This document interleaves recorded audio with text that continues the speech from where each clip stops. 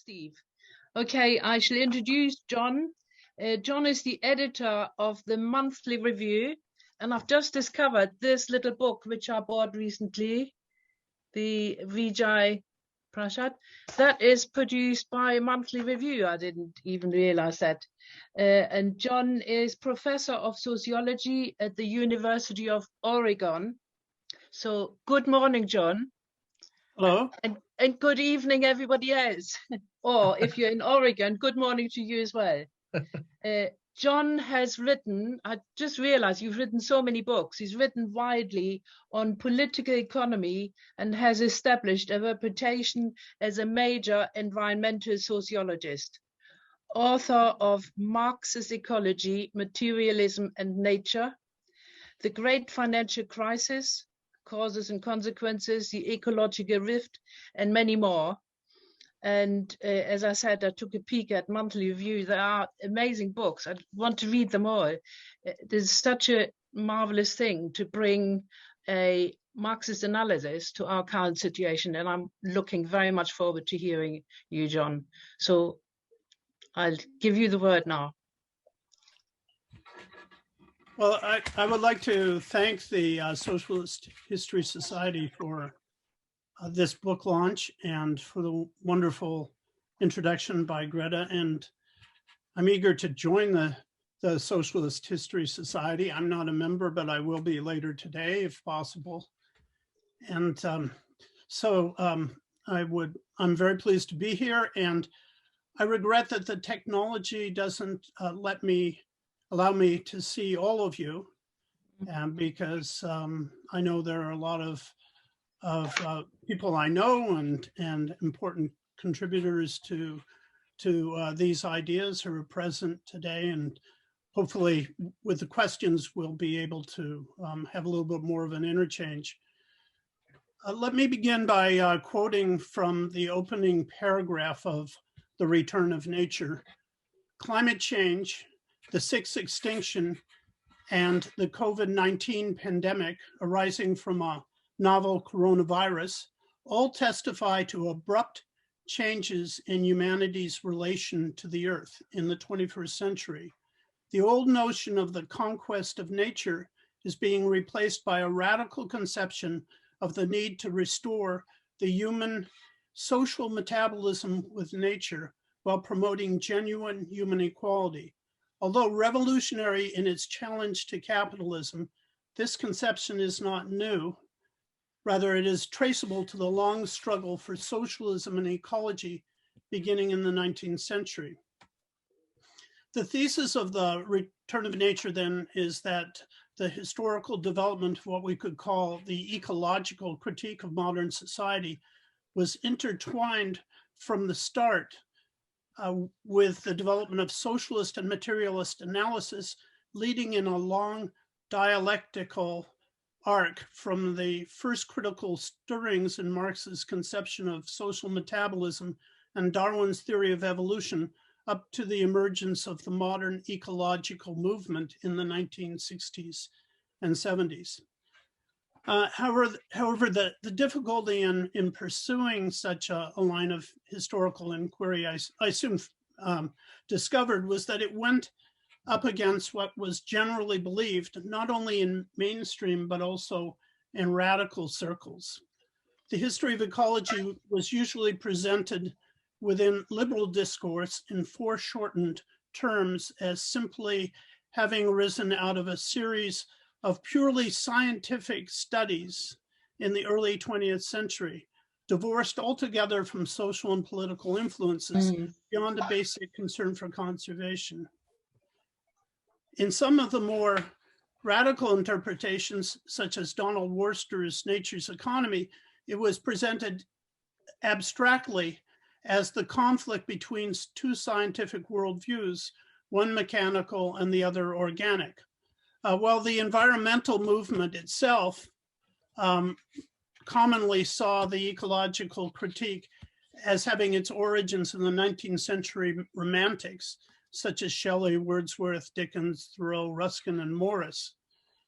A frequent contention was that socialists had been latecomers to ecological analysis, even poachers on green theory, adopting ecological viewpoints belatedly and reluctantly only after the environmental movement arose in the 20th century. Numerous left theorists and first-generation eco-socialists themselves declared that historical materialism classically had nothing to do with nature and ecology, almost by way of principle. Worse still, the birth of ecology was often identified in the popular mind with Malthusianism. Nevertheless, by the time I finished writing Marx's Ecology in 2000, I had arrived at a very different set of conclusions. That the development of ecology as a critical perspective had been principally the work of socialists and materialists, deeply critical of the pattern of capitalist industrialization and employing complex dialectical forms of analysis, leading to the major breakthroughs in ecological thought, particularly systems ecology and the notion of revolutionary ecological transcendence of existing social forms. The confluence of socialist, romantic, materialist, evolutionary, and dialectical analyses had been central to the origin of the ecological critique as a new emergent form.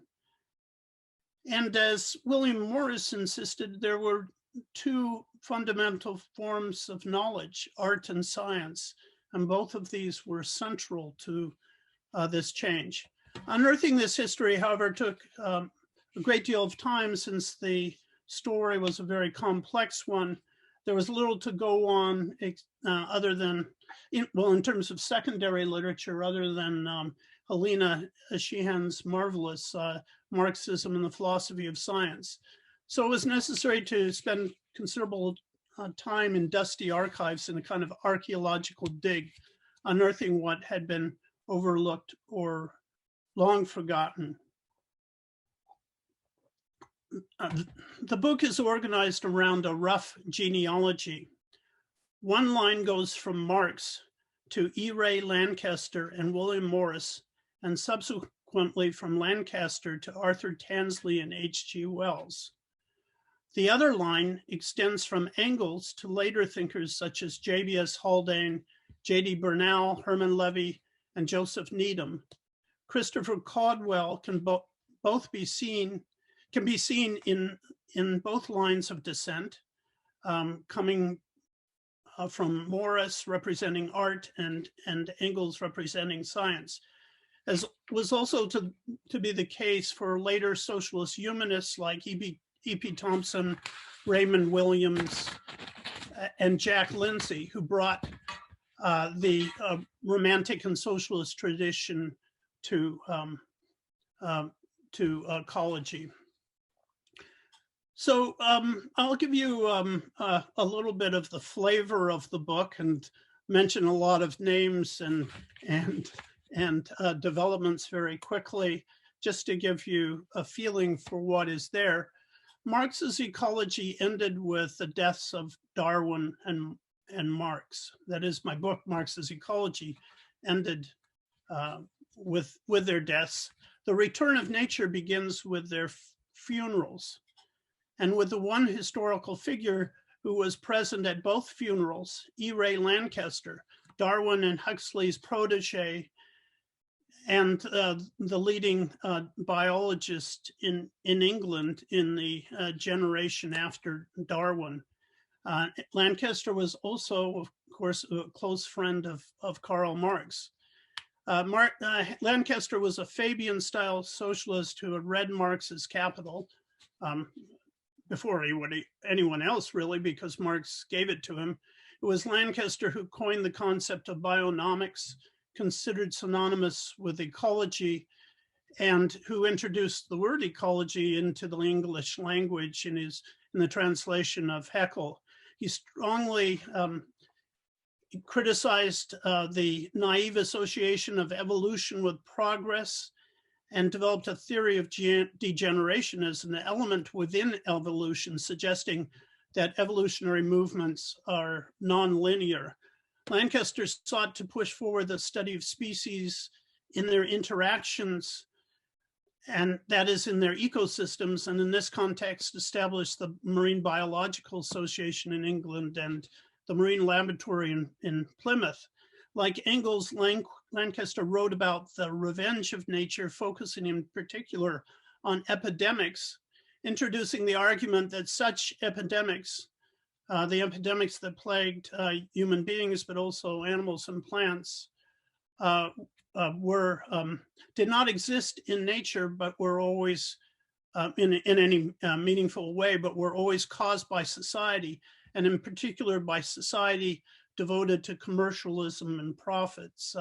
He was the greatest critic of species extinction and the human role in extinction in his time in the early 20th century, writing on man's effacement of nature. William Morris, who was a contemporary and took up Marx's Capital and Marxism the year after Marx died, developed an understanding of the alienation of art and therefore labor and nature, providing a powerful aesthetic dialectic that grew out of John Ruskin's work. One problem with understanding Morris is that his writings on socialism and ecology, rooted in his aesthetic critique, his materialism, his dialectics, and his merging of utopian romance with movement toward socialism, have never been fully comprehensively developed, despite the brilliant efforts at recovery by the William Morris Society. And the Revenge of Nature attempts to fill that gap.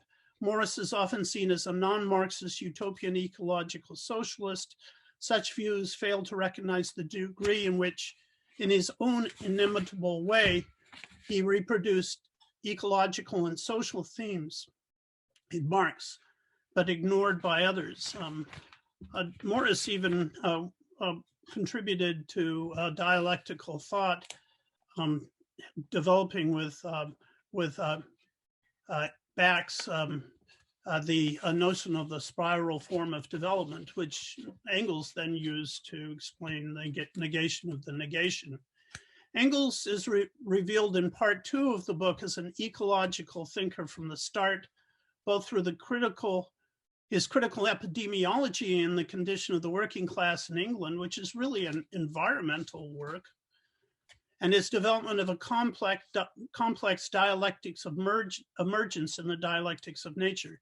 He also provided the most advanced theory of gene-culture coevolution, or theory of human evolution, to be found anywhere in the 19th century, due to his focus, his materialist focus on labor as the key to human evolution. Engels' brilliant critique of the notion of the conquest of nature and the dire ecological consequences, which he referred to as metaphorically as the revenge of nature, was at the center of his thought.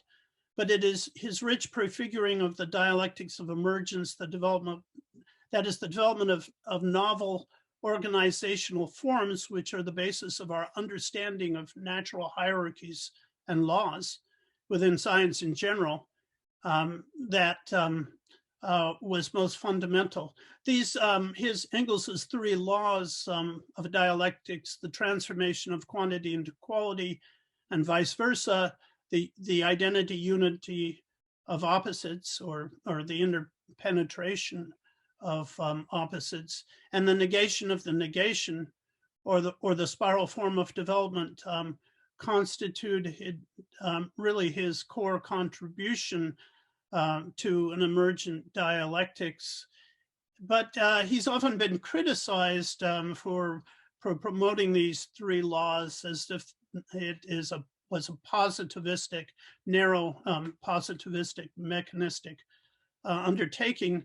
His 3 laws have to be understood by what is called in science nowadays ontological principles, like the principle of causality, or the principle of substance, of unchanging substance, these kinds of ontological principles. In fact, his ontological principles constitute a critique of some of the standard ontological principles of science, like uniformitarianism. So Engels made huge breakthroughs in his Dialectics of Nature. This tradition was carried forward in various ways by thinkers such as Bernal, Haldane, Hogben, Levy, Caldwell, Needham, Benjamin Farrington, and Jack Lindsay. It was also reflected indirectly in the work of Arthur Tansley, who was a student of Lancaster and himself a Fabian socialist. The Tansley introduced the concept of ecosystems and basically ecology as we know it today, based on frameworks that came out of the materialist tradition, notions of metabolism and systems analysis. He relied in introducing the concept of ecosystem.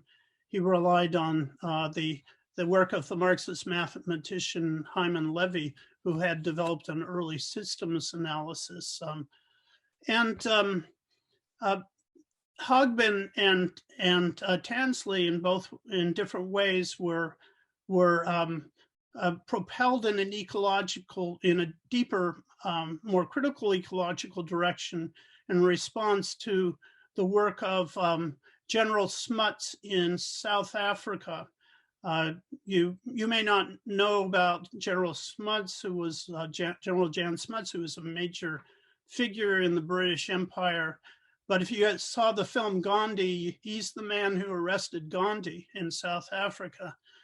Smuts was Prime Minister of South Africa. He's the person who invented the term holism and was seen as a major idealist ecological thinker, really celebrated in British science and American science. And he also introduced the concept of apartheid. In fact, Smuts introduced an ecological point of view that was what he called ecological holism, which was a form of ecological racism that instituted hierarchies in which the white population was at the top of the holist ecological hierarchy. Smuts was not only developing these views in his book Holism, but he was also, as prime minister, he was the first to bomb his own population, the black population, and machine gun them, and in several key incidents. And Hogben got at the British Association and met in South Africa. Hogben got into a nature of life debate with Smuts, which was a turning point for Hogben, representing representing the materialist point of view against Smuts's idealism. Hogben went back to Britain and started the major work, developed the major work on attacking the genetic basis of race, because he was so incensed by Smuts, and Haldane took that up too. That was the beginning of the destruction of the genetic race concept that went all the way from Hogben and Haldane and to Lewontin, basically done by Marxists, carried out by Marxist scientists. While Hogben was in South Africa, he had they smuggled black dissidents out of South Africa, escapees from Smuts's apartheid justice, and Enid Charles, Hogben's wife, hid several of the people who were being pursued by the apartheid system, several black men in the trunk of her car, because they didn't think a white woman could ever do that and drove across South Africa. They had a secret compartment in the floor of under their kitchen where they hid people they were smuggling out of South Africa to escape the apartheid system. So these, Hogben, for example, was very much involved in the struggle as well. Tansley was so incensed by Smuts's racism and the teleological idealist approaches to ecology that it was associated with, that he introduced the ecosystem concept in an article directly attacking Smuts and the idealist eco-racist approaches to ecology. That's how we got the ecosystem analysis, building on materialism and systems theory, and he was working closely with, he was a socialist ecologist and working closely with Marxist thinkers at the time. Scientists like Bernal, Haldane, Hogben, Levy, and Needham were all deeply affected by the surprise visit at the Conference of the History of Science in London in 1931 of Soviet scientists who did a transatlantic flight, which was almost unknown then, and arrived in London, and for the conference, and the principal figures were Nikolai Buccar and Boris Hessen, Nikolai Vavilov and Boris Zavadovsky, all of who presented powerful ecological views and a critique of science and exploring the social relations of science that really influenced the radical British scientists so much that it created, it generated a powerful socialist tradition. All four of these individuals, Buccar, Hessen, Vavilov, and Zavadovsky, who influenced the British Red scientists, were later purged and either were executed or died in prison under Stalin, who saw fit to destroy the budding ecology in the Soviet Union. But these revolutionary ideas were actually carried on in the British tradition, where they didn't purge and execute people, and that made the British contributions even more important. Like Marx, all of these figures were interested in Epicurus and Lucretius.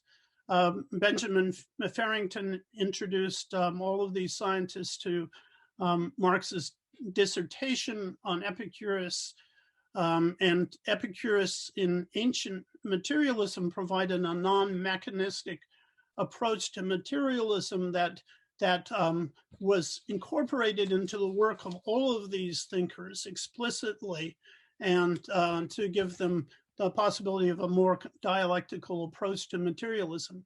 Bernal was one of the world's foremost physicists and X-ray crystallographers, and was a crucial figure not only in the development of dialectical materialism, but also the principal figure in introducing the notion of the social relations of science, which was essential to the overall critique of class-based and mechanistic science, and became a major movement within science in Britain. Radical movement challenging the existing scientific forms. He built much of his work squarely on the insights drawn from Engels' Dialectics of Nature. In his later work, he took a leading role in opposition to nuclear weapons, one of the foremost figures in the world. Haldane was one of the principal figures in the neo-Darwinian synthesis, along with R.A. Fisher. He and Fisher were the ones in Britain who basically developed a neo-Darwinian synthesis, integrating Darwin's theory with genetics. The Marxian tradition, the tradition among the Marxian scientists, always merged Darwin and Marx. They brought them together. And that's one of the things that made the tradition so powerful all along. Haldane was one of the foremost proponents of dialectical materialist biology, ecology. He developed, along with Alexander Oparin in the Soviet Union, or simultaneously with, the materialist theory of the origins of life, which we still adhere to, argued early on in the 1920s for the replacement of fossil fuels, and later on fossil fuels with solar and wind energy, advanced via its father's work the first empirical estimates in Nature, I believe in 1936, of climate change due to carbon dioxide emissions.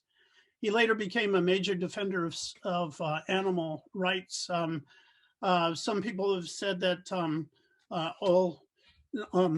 almost every original insight in science, in biology in his time, can be traced to Haldane. That may be an exaggeration, but he was widely esteemed.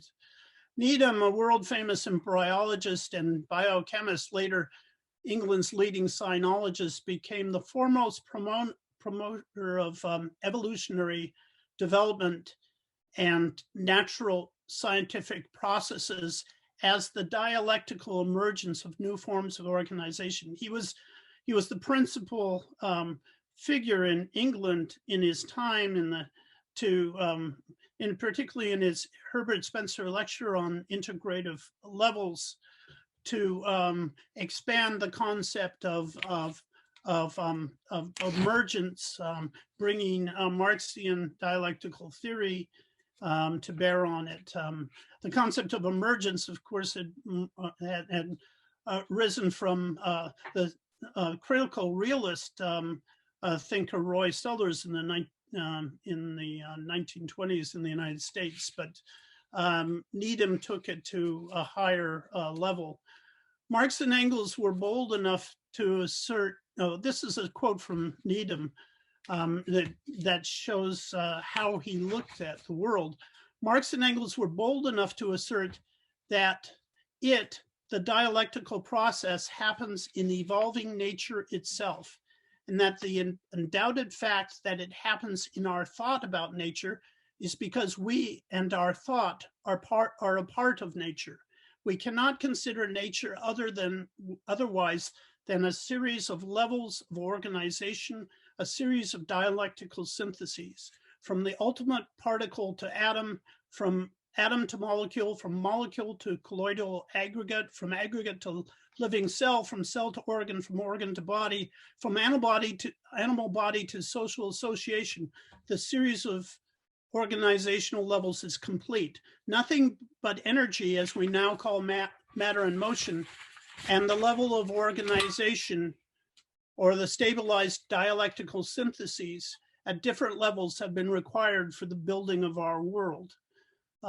This a powerful approach, because it also broke through many of the notions of neo-Kantian epistemology that separated our thought radically, going all the way back to Cartesianism, from the world as a whole, understanding that our thought evolves too in the material relation to nature. In the face of the ecological depredations of capitalism, Needham pointed to the need for the development of new social relations of science that would help generate, quote, a stage in human consciousness so advanced that intelligence can regulate its relationship to nature, minimizing the destructive aspects of human desires and maximizing the freedom of the human individual within a classless and egalitarian society. Caldwell, who died before the age of 30, had his machine gun in the Spanish Civil War, covering the retreat of his comrades, provided not only a historical materialist conception of art, drawing on Aristotle's concept of mimesis and building on the work of the great Cambridge classical scholar Jane Harrison, but provided one of the most powerful set of insights into dialectical methods in science. As epidemiologist Rob Wallace stated, Caldwell sketched out many of the core themes and precepts of modern dialectical biology 80 years before Levin's and Lewontin's dialectical biologist. Unfortunately, this isn't well known because Caldwell took a position against Lysenko in the debate over biology, and therefore a position that was opposed to the Communist Party stance, and his biological work was suppressed and wasn't published until the 1980s.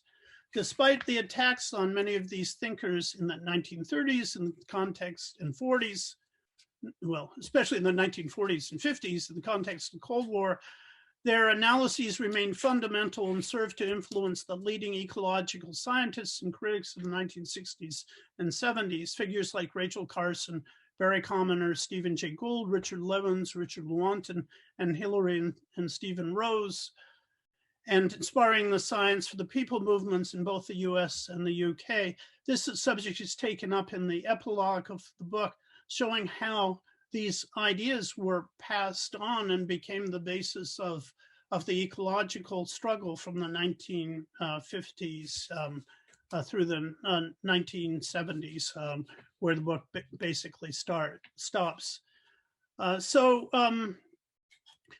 This is all, I think, testimony to the power of critique. While there were a lot of developments in ecological science in this period, the real breakthroughs in ecological science, especially if you include the early Soviet thinkers, arose from the socialist thinkers primarily in Britain and in the Soviet Union. All of the basic ideas, and it's not an accident. Bernal said that one of the secrets of Marxist analysis, or keys to Marxist analysis, is that it always focuses on origins. And he pointed out that Engels made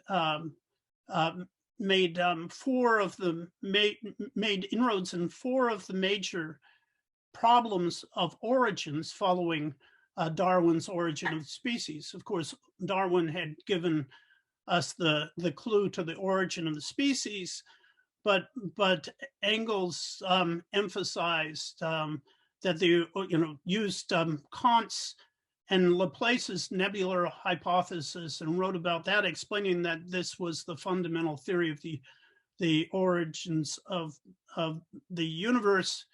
It was Engels before anybody else who singled out proteins as the key to the discovery of the origins of life, which the scientists of the 1930s celebrated him over and over for that, because that was a major breakthrough. He also provided, as I said, the most developed, as Stephen Jay Gould pointed out, the most developed theory of gene culture coevolution in the 19th century.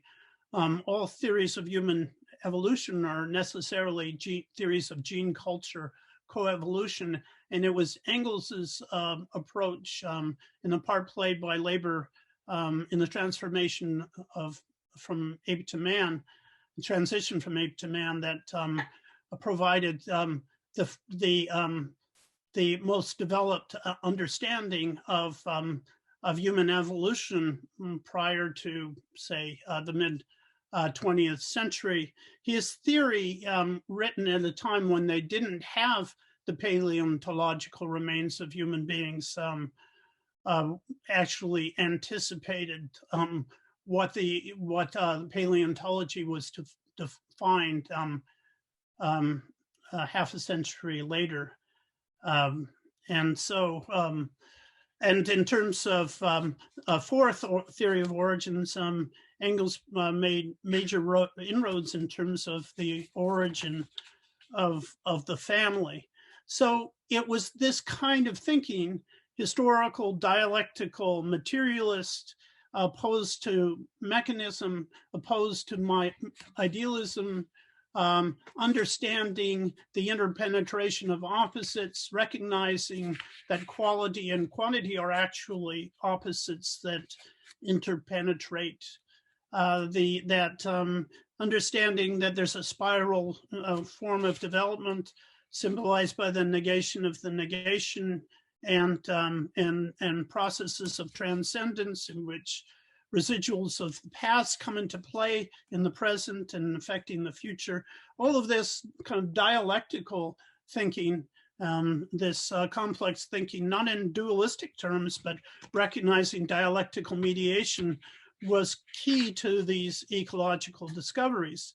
What made socialist approaches to nature and ecology so powerful is that they never lost sight of what we could call the social relations of nature's science, and thus took the classical form of critique, breaking down at every point mechanistic science and idealist technological approaches, and therefore pushing forward our imagination of possibilities embedded in the ecological web of nature and society. It was also a ruthless critique of everything existing, including a ruthless critique of our existing relations of production, of capitalism, that didn't close its eyes to reality.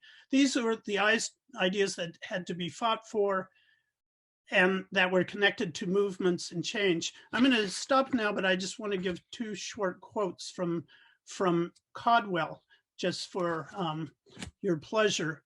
Caldwell wrote, "Either the devil has come amongst us having great power, or there is a causal explanation for a disease common to economics, science, and art." The other quote is, "Social changes must be made so that love returns to the earth." Thank you. Okay, thank you. Thank you ever so much, John. A huge wealth of names and materials and ideas. I feel all completely full of wonderful concepts and things that storm around in my brain. It was very, very fascinating to see how, I think this is important for us, how much history there is and how far back the ecological ideas go back, and that Karl Marx and Friedrich Engels were already engaged, and so many scientists have been engaged. And of course, the names you mentioned, there are scientists, there are sociologists, there are writers, and philosophers and so on, a whole range of people that you mentioned. So shall we see what questions we have, and we'll try and work our way through, as we have about for 40 minutes for questions. So where can we see the questions? Greta, if you like. Yeah. I have, while people are working out about raising their hands, Yeah. there have been 3 questions in the chat about the question of degrowth and the possibilities of degrowth, decoupling GDP growth from emissions, and so on. And I think people would like to know what John's views on this concept of growth, capitalism, degrowth, and so on. Shall I answer those now? Yes, please. Yes.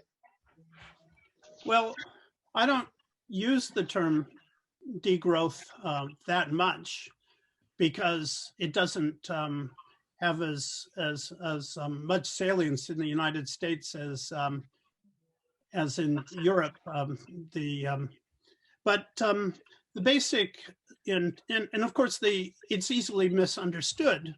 What do we mean by degrowth? Because of course the rich countries need to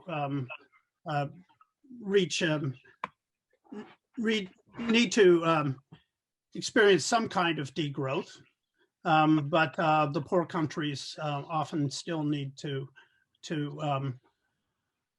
grow. So it's a complicated issue. I think Rob Wallace said that if you look at it in terms of kilocalories, or what we call nutritional calories, but kilocalories as a category, then the whole world needs to kind of average out about at the level of where Italy is right now.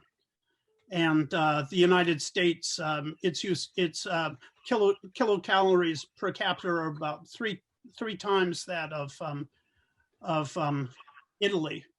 But we need to create a world where we have a fairly steady state economy that's sustainable and is at a level that the planet can sustain. But you have a situation where in capitalism, it's generally assumed that a 3% rate of growth is necessary. I mean, the capitalism doesn't really operate, functionate properly, even in its own terms, without a 3% rate of growth. And anything less than that, you're moving into the stagnation area, and with all the consequences we know. But if you have a 3% rate of growth, if you had a 3% rate of growth, then in a century, the economy would be 16 times as big as it is now. And in 2 centuries, the economy would be 250 times as big as it is now. And in 3 centuries, it would be 4,000 times as big as it is now. Now we talk about dematerialization, but that really hasn't proven to be a reality. There's no real evidence that we can significantly disconnect economic growth from the use of resources. So we're really faced with a situation where we have to move towards a steady state economy, and we have to move towards a steady state economy that's at a lower level than, say, in the United States now, because if everybody lived at the per capita level of the United States, we would need 3 to 4 planets, and that's not doable. We only have one planet, although Elon Musk thinks he's going to find another one. So we need degrowth, but I would tend to emphasize steady state economy, or rather than the degrowth concept. What we need is to break away from a system that's organized around exponential growth, that as capitalism is inherently, it's a grow or die system. But even the term growth is misleading, because capitalism is really organized around the accumulation of capital. And the term growth gives a kind of a gentle view of it. What we need is growth in the quality of life, right? We need to emphasize the qualitative and collective forms of existence, what people really want, rather than producing more and more absolute junk at the expense of people on the planet. So that's my short answer. My longer answer. Thank you. Thank you, John. I've got so many questions here. I've just been able to read the question. How do you see Engels' concept of social murder associated with the pandemics? I think that's all. It sort of disappeared. It's longer, but Engels' concept of social murder in relation to pandemics. Well, the concept of social murder actually arose in the Chartist literature as part of the Chartist movement. And of course, Engels became part of that, and he took that concept up. And so we know of the concept of social murder primarily because he made that the thesis, the central point of his Condition of the Working Class in England in very powerful passages. And he was looking particularly at the spread of disease, cholera and typhus and typhoid and smallpox and you name it, the scarlet fever, the diseases that were primarily hitting the working class. He looked at the epidemiology of it and the mortality rates, and he was able to show, even in his time, he actually provides the numbers. He was able to show that mortality rates were much higher for working class individuals, families, and than for the middle class and capitalist class. And he explained that the society at the time was very aware of this, but not doing anything about it, simply promoting the same conditions. And he called that social murder. And I think the concept of social murder is actually one we need today. I mean, it's the same concept. It's the same situation fundamentally with COVID-19. We're seeing social murder all over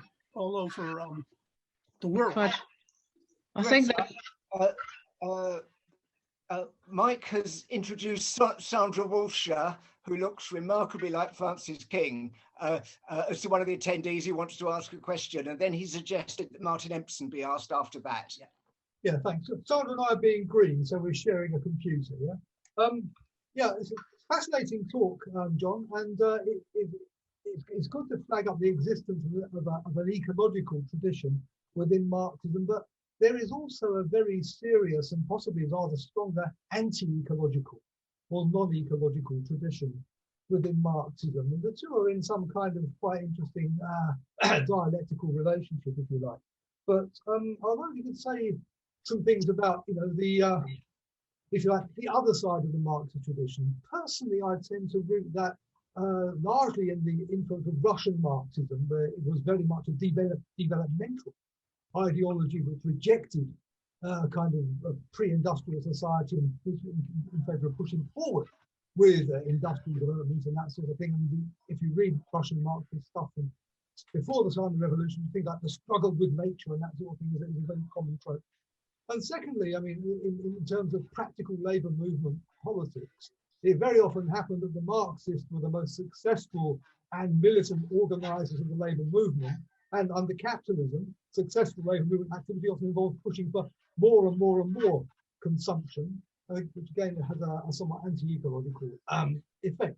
So I wanted to say a few things about the ecological and the anti-ecological aspects within Marxism. Well, in terms of Soviet ecology, I think you have to look at it in terms of three periods. In the first period, in the beginning of the ecological revolution, I mean, in the beginning of the Russian Revolution in the first up until 1930, in the first decade and a half, Russia had the most advanced ecology in the entire world,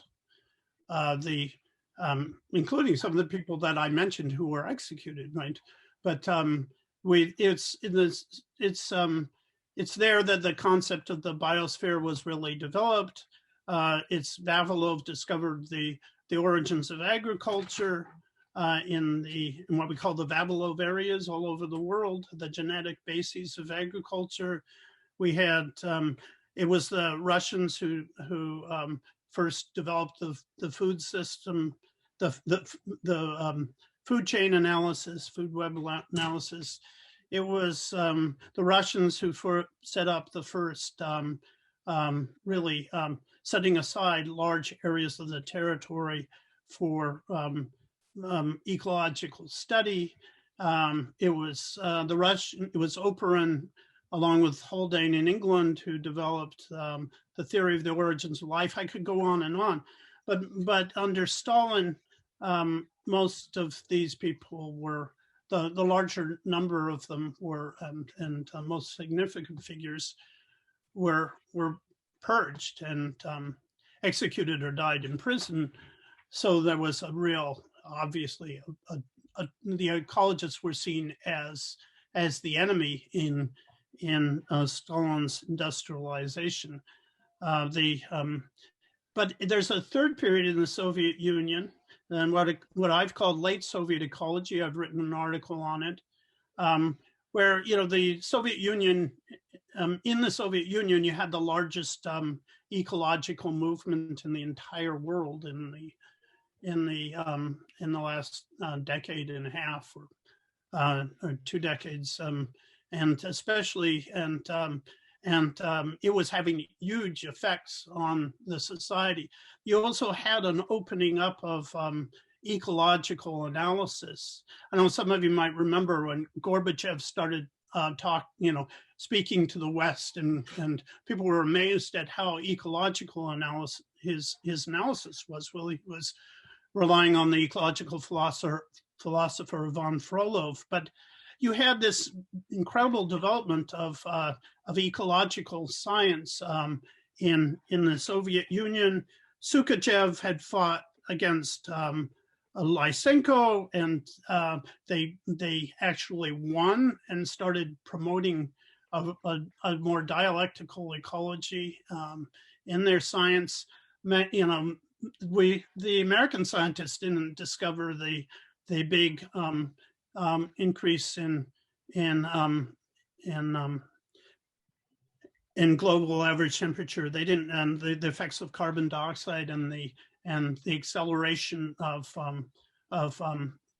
global warming. That was discovered by Budiko in the Soviet Union, who was the first to map the heat systems of the Earth. And so the Soviets at the end were really moving in a very ecological direction. Of course, there were all sorts of contradictions, as you know, but I think it's too simple a story to say, well, the Soviet Union was anti-ecological. It was in its middle period, but not in its beginning, and in its end period, there were a lot of contradictions, but there was a vast movement. And the scientists and the movement were partly nurtured within the system. So there were possibilities for change, but of course you all know what happened in the end. And in terms of the West, in terms of the East, sure, yeah, under in the 30s and 40s, the dialectical materialism was turned into a dogma. And they had very anti-ecological conceptions, but you had a kind of a mirror effect in the West, where in the Western Marxism and in the Frankfurt School and so on, they threw out under the influence of neo-Kantianism, they threw out the concept of nature altogether, or the reconciliation of nature and humanity, but they basically separated off the social world from the natural world. The dialectics of nature was rejected. So ecological progress in Western Marxism sort of came to a halt. It was kind of they were dialectical twins where they, in that period, they both moved away from ecological conceptions. So the second foundation, though, existed in science. The scientists continued to work, the red scientists continued to work on ecology and made progress. Thank you very much, John. I've got a few questions here while we're on these other countries. Somebody asked, any view on Chinese ecological thinking? What do I think about Chinese? Yes, what are your views on the Chinese ecological thinking? Well, we wrote the notes of the editors for Month Review in the next issue, the March issue, talks about that. But the notion of ecological civilization in China, by the way, was developed in the 1980s in the Soviet Union and was carried over to China. So that concept passed from late Soviet ecology to China and is being advanced there now. China has very, very complex relation to ecology. There is really a widespread study in China of ecological Marxism, and it is being integrated into their perspectives. But as you know, it's complex. China has like a 6% rate of growth now. Obviously, That's not sustainable over a long period of time. Ecologically, it's the biggest polluter on the planet. It's it's the biggest contributor of carbon emissions, but also they've made ecological civilization part of their constitution. They're working on these ideas of ecological Marxism. They originally had simply an ecological modernist view, and now now it's becoming more complex and dialectical, and they're making more progress than anybody else, although coming from a very bad place. So that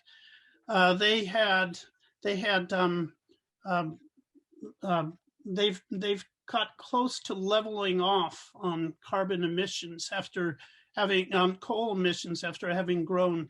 Well, on carbon emissions, they've come close to leveling off after increasing their coal emissions for by 10% a year for about 10 years. They've moved in the other direction considerably. They're leveling off their carbon emissions. They have come out with a statement that they're going to reach zero net emissions before 2060, which is amaze to everybody, and they are now the biggest solar. They have 98% of the solar buses, 99% of the solar vehicles, two-wheelers, half about 30 or 40% of all electric vehicles in the world.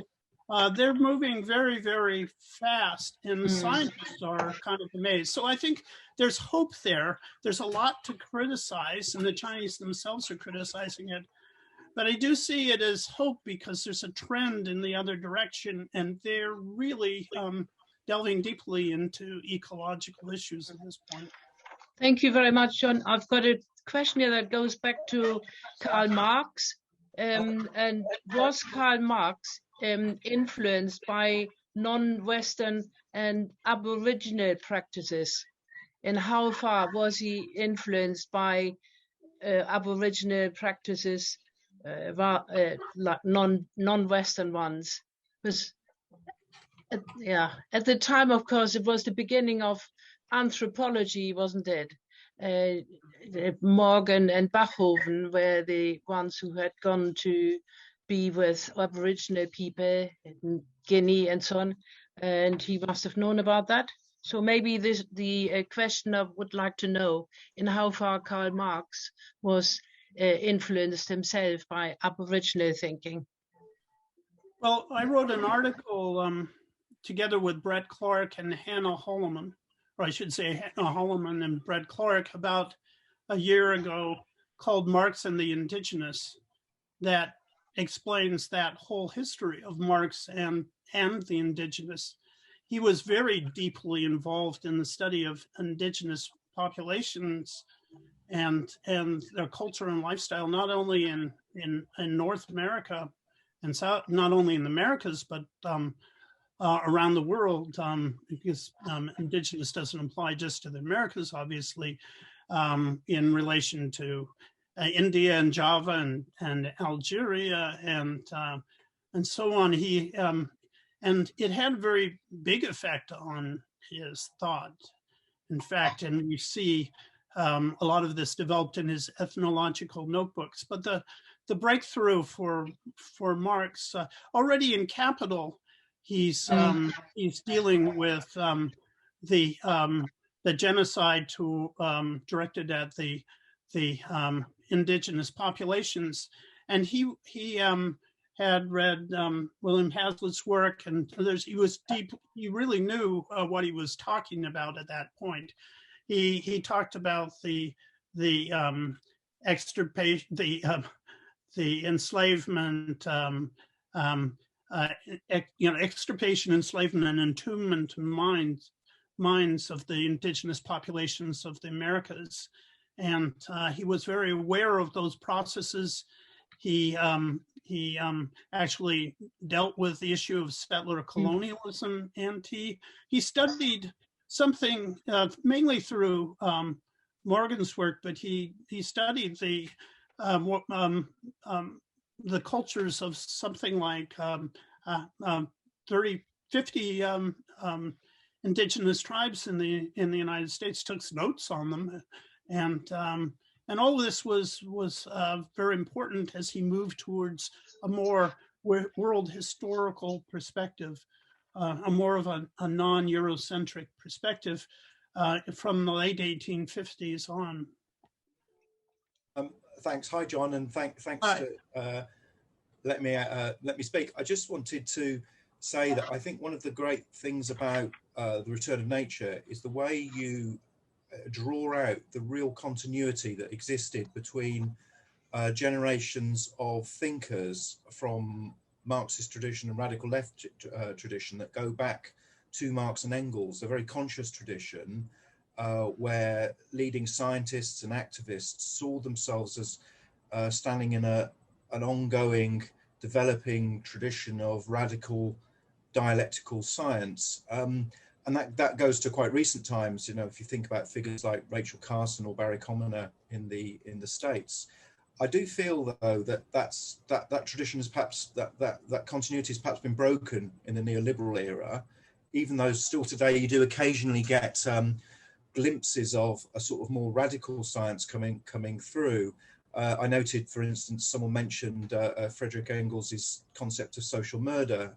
There is a British Medical Journal editorial recently that used the phrase and quoted Engels on that. So there are clearly scientists and thinkers who are thinking along these lines. But what my question, I suppose, is what hope for an anti-capitalist Marxist science in the 21st century? Is there a body of scientists who are starting to look back at the dialectics that came from Marx and Engels and thinking, how can we use this to understand the environmental and medical crises that we face?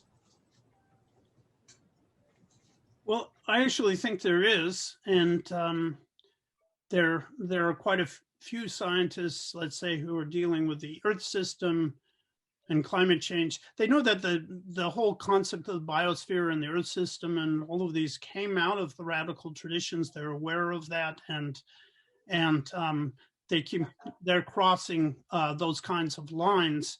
There are a lot of actually today there are a lot of people who are working in climate science who are extremely critical of capitalism.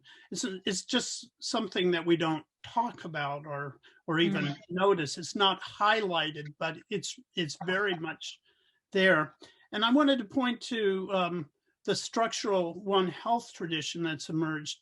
A lot of you may know that as a result of the growth of the various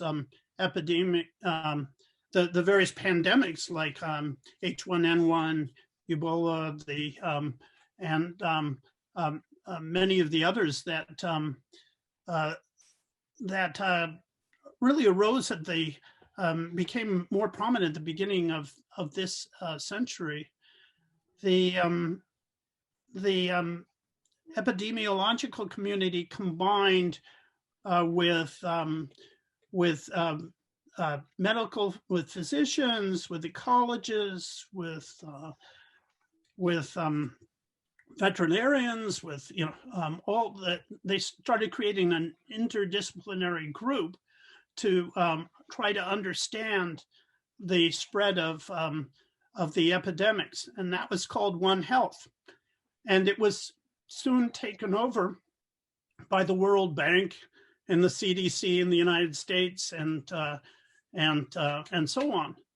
But in the meantime, there's developed a tradition called structural One Health, which comes out of the historical materialist tradition, and it's very leading epidemiologists are involved in this. And Rob Wallace is a figure that a lot of you will have heard of by now. He wrote Big Farms, Big Flus, and Big Farms, Big Flus, and Dead Epidemiologists, both published by Monthly Review Press. And he's been a leading figure in analyzing the COVID-19 pandemic and its origins, and in commodity chains, in our economic system and agribusiness, and there is a whole structural One Health tradition scientists are working together now who are consciously historical materialists using dialectical concepts consciously, addressing the metabolic rift explicitly. And they're trying to deal with the social murder of our times. So I see this as sort of a breakthrough, and it's necessary. And it's the only way that science can address this problem is in historical materialist terms. And this has emerged. Thank you very much. I just had a quick question here. Going back to some of the philosophical roots of the several of the British Marxian scientists that John describes in his book, and I was observing that they had almost an intuitive grasp of the materialist dialectic that really contrasts sharply with some of the more common interpretations, both inside and outside of Marxism. And I was wondering to what extent you believe that this sort of stronger intuitive grasp is related to a greater familiarity with the Epicurean ideas and philosophy that were so influential in Marx's own development. And in thinking on this, we often talk about Marx's debt to Hegel and how he was influenced by that, while his debt to Epicurus seems to be less widely remarked on, even though this was the topic of his dissertation. And what, in your view and in your historical studies, would account for how this has become, or for this sort of neglect of Epicurus's materialism? Hi, Brian. I don't know. I have to think about the causes of the neglect, but when I was trying to understand why Marx had made such important ecological discoveries when I was writing Marx's Ecology. I mean, obviously he had developed this analysis of the metabolic rift, which I by that time understood, but I couldn't understand how he could have done it. I mean, he wasn't primarily a natural scientist. He studied the natural science scientists of his time. He was very literate in that. And but how could he have made such powerful breakthroughs in an ecological sense with his notion of social metabolism and the metabolic rift and so on? And I decided, well, the answer must have lie in his materialism. But that was a big question mark. I mean, I'd had a history of studying these things, and I asked other people who were familiar, who were part of the Marxist tradition and considered themselves materialists. I asked them, well, what's materialism? What do you think? And they were kind of flummoxed by most. In Marxism, materialism was sort of treated as a word that was synonymous with economic. For a long time, it didn't go further than that. And obviously, for me, it seemed like that there was much more involved. So I went back to the beginnings with Marx and studied his dissertation on Epicurus. And in order to understand that, I studied Epicurus and Lucretius and all the things that have been written that I could find in the English language on the Epicurean tradition, and I discovered that there was, it was this powerful non-mechanistic approach to materialism that was evolutionary or proto-evolutionary, that Marx openly spoke about Epicurus's Dialectics.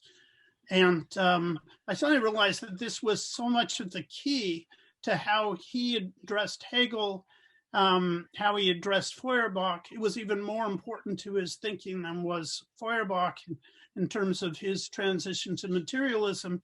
and also Marx was aware of, and this was his starting point, that all of the modern science had dropped Aristotelian scholasticism and substituted Epicurean materialism, and that was the beginning of modern science in the scientific revolution and in the 17th century capitalism. And Marx was aware of all of this, so he was relating to this materialist conception of nature, which was crucial to his materialist conception of history. They can't be understood apart. So I began to understand this and always sort of have the idea that if you wanted to understand Marx in these areas and you wanted to actually make breakthroughs in this area, you had to incorporate this complex notion of materialism that Marx took from the ancients. Of course, their science was not as developed as ours is, obviously, but they broke through the rigidities, and so Marx held on to that. Epicurus was the first philosopher he ever mentioned. And Epicurus was the philosopher he mentioned on his deathbed, and and what interested me with these British Marxist scientists and philosophers of the period that I'm studying, they almost all embraced Epicurus and Lucretius when Needham, who was the greatest sinologist in Britain, was flying into China for the first time. He was holding Lucretius in his hand while the plane was going down. That's how important it was to them. Benjamin Farrington got an early translation of Marx's doctoral dissertation and had them all read it, as Hogben explains, and they all incorporated this into their understanding of dialectics. So you had this development of an Epicurean Marxism, and Benjamin Farrington is still considered one of the, is a Marxist philosopher of science and still considered one of the leading philosophers of experts on Epicurus to this day. And a lot of it was in the process of bringing this to socialism. So yeah, I think I think we've kind of misunderstood a very large part of the Marxist tradition, or we've left certain things behind that are vital in order for us to have the kind of dialectics and the kind of materialism that we need today. Thank you very much, John. I think we need to draw to a close. I feel very much brighter because you've given us a few hints that there are positive ways to go forward. We know which way to go. We have to go with Epicure. We have positive science coming from China, and there's that very long history that you've told us about of using all the work that Karl Marx and Engels and all the ones that built up on this tree, this huge tree rooted in the past that we will build and that we will move forward with. So thank you very much. Would you like to do some closing words, John? And then we're going to have Steve and David and Duncan just say a few words to finish things off. Is that okay? That's fine. The return of nature, I needed a model. My model for Marx's ecology, when I was just thinking about how to write the book, was Lauren Isley's Darwin's Century, because I wanted a feeling about how you would go about a project like that. And my model for the return of nature, when I was kind of thinking about how do you write it, was oddly enough Raymond Williams's Culture and Society, which is a very different kind of book, but it had to deal with certain similar kinds of problems. And I was looking the other day at the introduction he wrote to an edition of the book 25 years after of Culture and Society. And he said that people always ask him, well, why did you include this? Why did you exclude that? And what was the list that you were dealing with? And he said he didn't have any list. There was no, before his book was about the Romantic tradition in Britain, and there was no kind of list. There was nothing like what he was trying to do. So he just read and kept on following different paths. And he said that he thought that the fact that people were asking these questions was a good thing. And because he realized he succeeded in demonstrating that there was a tradition to be examined. And that was the goal of his book. Mm-hmm. And that it's going to be for other historians to fill in the blanks, to include and carry on the work. I think that this is there are gaps in this. There are all sorts of questions. I think this is a place where socialist historians can play a very big role. So I'm hoping that some of those who are listening today will do so. They will go and start to do a little bit of work. Thank you very much, John. That was really very enlightening. Thank you so much. And we'll have Steve and David come in and Duncan to say last few words. And sorry again for not being able to do any more questions. It's clearly there just isn't enough time. And thank you for listening. Right. Yes, one of the disadvantages of the Zoom is that there would probably now be a loud round of applause for John. So seeing as that's not possible, on behalf of the Socialist History Society, I'd like to move a vote of thanks to John for his excellent presentation. And just to say, I live in the London borough of Waltham Forest, which is where William Morris was born, and which is where William Morris, there was a museum, the William Morris Gallery. And as you go round it, you'd think he was some kind of soppy romantic who designed nice wallpaper. Whereas I think the thing that I particularly got from your book is that the side of Morris that was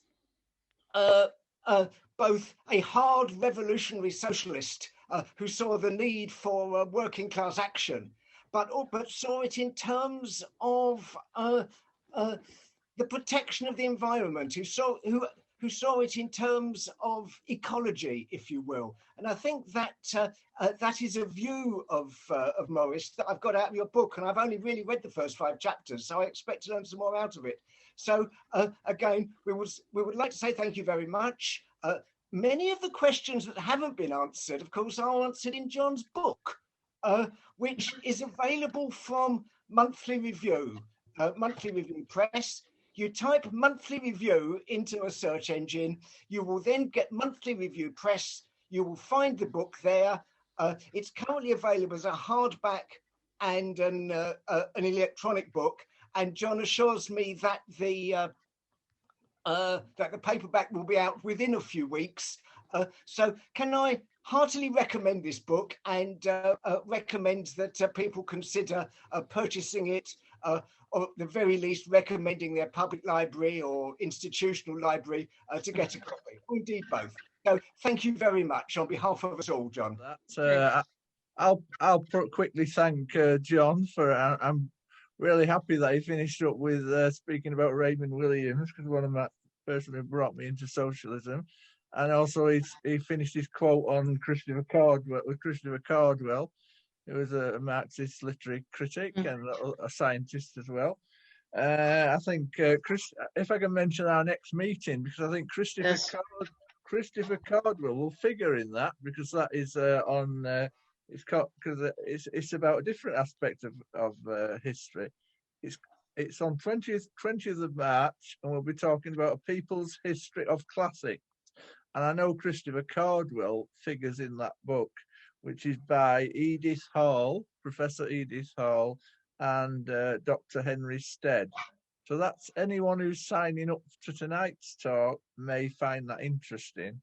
That details are on our website, Socialist History Society, and you can sign up for free. And I would urge you to do so. And I just want to thank John for giving this lovely talk. And I've been reading his books for a while, and I think I'll get hold of this latest one, because I'm sure it'll give me some ideas on which authors to pursue. I mean, I'd love to know what he was going to say about Jack Lindsay, because he didn't actually expand on that. I know Jack Lindsay wrote about 150 books, and I don't know which one's about ecology. Anyway, thanks again, John. I'll pass over to Duncan now to say how to join the SHS. Okay. Thanks very much. I'm Duncan Barry. I'm co-chair of the Society with Greta. And thanks very much to John for his talk. And the great thing about Zoom, and one of the advantages of the pandemic, in a sense, is that we get so many people participating and listening, rather than sort of some of us squashing into a room in Red Lion Square in London, which kind of is somewhat limited. So, there are some positives coming out of this, and it's great that we can actually have speakers internationally and participants internationally. So the society is very much an international society. As you gather, we don't just focus on British socialist history. To join, just go on our website, which is just www.socialisthistory.co.uk. The membership is £30 UK, £35 Europe, £40 in the rest of the world. And the reason for the differences is just to cover postage. Concessions are £5 on all of those categories. For joining the society, as well as obviously hearing all about our meetings, whether they're live meetings, hopefully we'll be back to Zoom, but obviously, Zoom meetings we're doing a lot more of these days. You get 2 issues of the Socialist History Journal, which is our academic peer-reviewed journal. You get normally 2 occasional publications, our pamphlets, some of which are quite large, up to 100 pages in some cases, and you also get our regular newsletter. But what we're trying to do is build up much more of a network of socialist historians, not just in the UK, but across the world. So please do tell us what you're researching, what you want as speakers, as suggestions to us, what publications you've issued recently, whether they're articles in journals or books, because we really want to use the newsletter to promote a lot more about what socialist historians are doing much more widely, rather than just, in a sense, the committee of the society, which is obviously quite limited in numerical terms. So thanks very much. I'm looking at the list of attendees. I think a lot of you aren't members of the society. So John clearly draws a wide range of participants to hear him, but do join us if you're not already a member, so you can hear about what else we're doing and be an active participant in our work. Thank you. Thank you very much, Duncan. I see there are loads and loads of things coming up in the comments. People saying, thank you, I'm getting the book. Thank you so much, John. Greetings from California. Ted Franklin's Systems Change. Thank you for all of this. So thank you again very much, John. That was really very enlightening, and all the best. And we're all going to get the book. Thank you very much. And goodbye now to everybody. Thank you for all coming and listening and participating.